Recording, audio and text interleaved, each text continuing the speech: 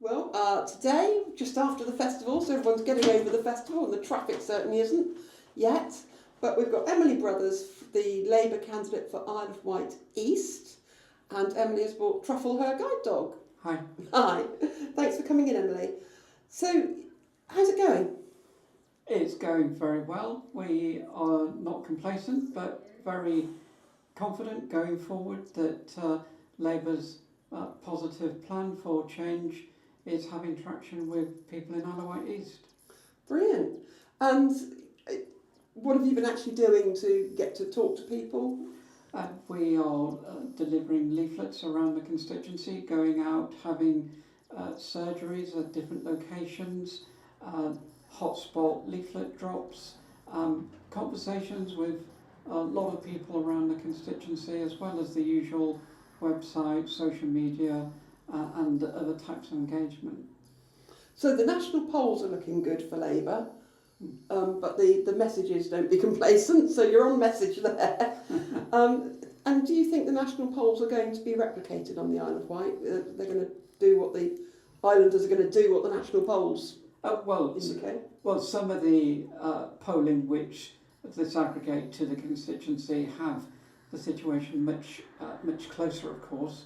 So it's very tight, according to the polls, between Labour and Conservative, with the other parties way behind in terms of their positions. So we are confident that we will secure a majority nationally, but it's every vote to count for in the final 10 days. Yeah, we are getting close. It's not going to be long until we have an outcome. No, indeed. So why do you want to be a Member of Parliament, Emily? All my life I've campaigned on issues of importance to me and other people. I guess it's in my blood, in that I'm very keen on ensuring that there is equality and social justice for everybody, and therefore and in both campaigning and the public service roles I've had, it kind of just feels the right thing now to be able to do in terms of representing Isle of Wight East, in terms of public service, but also changing many of the inequalities and injustices that I feel and other people talk to me about, and I'd like to bring about change. Brilliant. And you have you're blind, aren't you? Yes, I'm blind and hearing impaired. Yeah. Now you've got a very fine role model in that David Blunkett used to bring his guide dog into the House of Commons, and he was a very effective MP. Do you think that there's going to be any specific challenges that face you, and how would you overcome them if they are? Well, of course, there are challenges. As a disabled person, there are barriers, and over the years I've worked hard to break down those barriers, both in public life but also as a senior manager in public services and regulation. There's now a lot of technology, for example, both refreshable braille and speech technology, that means that I'm able to access information far better than would have been in previous times. There's a good deal of support out there in terms of both people in work and including members of Parliament. And we have a situation where disabled people and people from other groups are underrepresented, and that's something that we need to address. So I think I will bring something different, and I think because I've got that experience of breaking down barriers and having to fight for my rights and campaign indeed for the rights of other disabled people, I would bring that tenacity to the role as Member of Parliament, fighting for the individual casework of individual constituents, as well as the wider policy interests of the constituency, whether that be around cross-Solent travel or sewage into the sea. Whatever those issues are, I think I bring that tenacity and that fighting spirit that will challenge the conventional thinking and seek to address some of the injustices and inequalities that islanders face.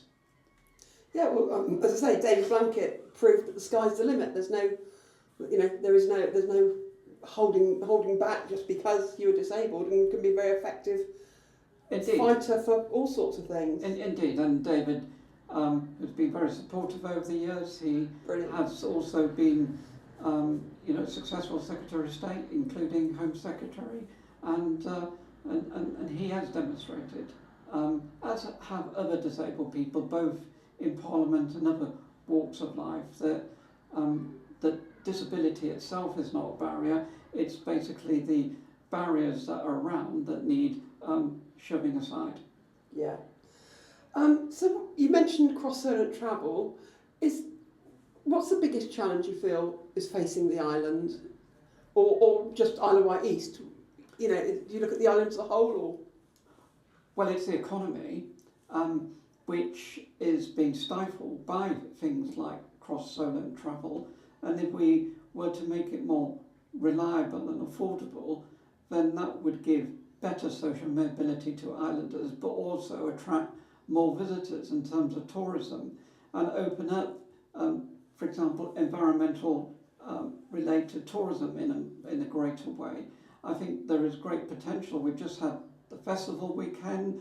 There's great things going on around the island in terms of creative arts that can be boosted, and therefore I think the island has great potential, and we need to stimulate the economy, which has been flatlined for the last 14 years under the Conservatives, and we need to breathe more energy into it, and by bringing about growth we can invest more, and we can reform the public services that we hold dearly, like the NHS, education. Basically the public services perhaps need to work differently, particularly utilising new technologies. However, they are essential, and under other parties it's real concern that they will be cut, both under the Conservatives and indeed on the agendas of, say, Reform and the Green Party, because they would basically bring about increasing inflation, and that means that we'd have to pay more in debt for borrowing, and therefore we couldn't invest in public services. Labour will be responsible economically with our decisions, and on that basis Labour provides the best opportunity to break down those barriers and to deliver services in an effective and efficient way for people across Isle of Wight East. Brilliant. Is there anything you disagree with your party on? Is there any policy or approach that you're not happy with? No, I don't think so. I think impatience on some things I'd like to happen perhaps a bit sooner than perhaps the leadership would like. So I am a strong supporter of electoral reform, and that would include reforming the House of Lords to an elected chamber. Those constitutional changes may sound sort of politically geeky, but I think they would change the landscape for Britain. I perhaps would like to see that happening sooner than perhaps might be the case for a reforming and radical Labour government, but I think I am comfortable with the approach that the Labour manifesto sets out, which is charting a way that is about bringing change to our island and change to the rest of Britain. Brilliant. Something that we've asked all the candidates who've come in so far. There's a private members bill ballot every year, and the winner of that ballot can bring in a new law, can propose a new law, but it's not allowed to cost any money. So what would you do if you won that private members ballot? What law would have the Emily brothers' name on it?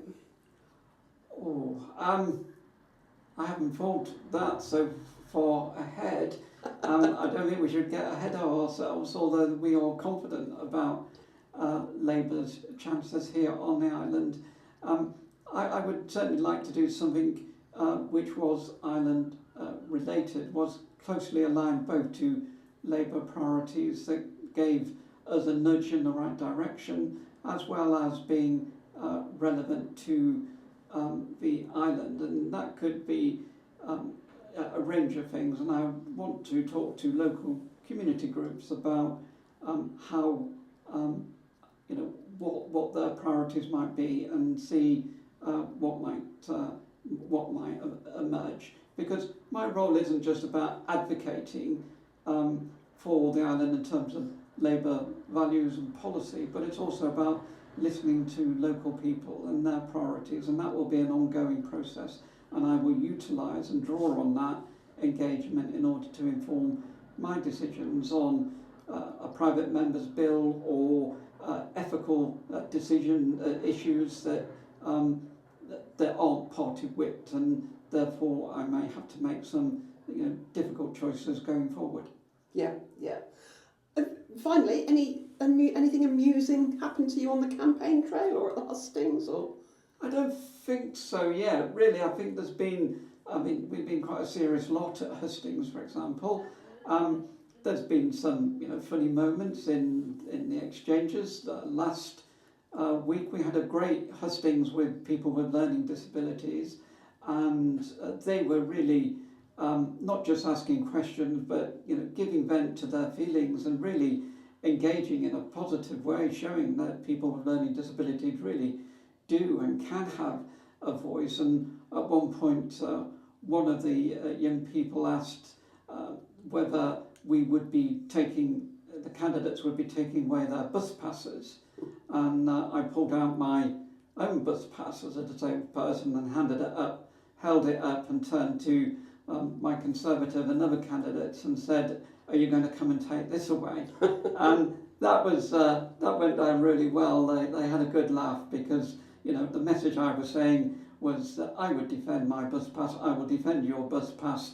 It is a vital tool for getting around our constituency, and it's very important, and therefore, yes, it's something to be valued. And so those kind of engagements, people love Truffle going around the constituency. She's the most popular candidate by far. Vote for Truffle. Indeed, yeah. Brilliant. Any final words just to people who might be thinking of voting for you, or not going to vote for you, even if the ones that are going to vote for you? In terms of the last 14 years, do you feel better off? Do you feel secure?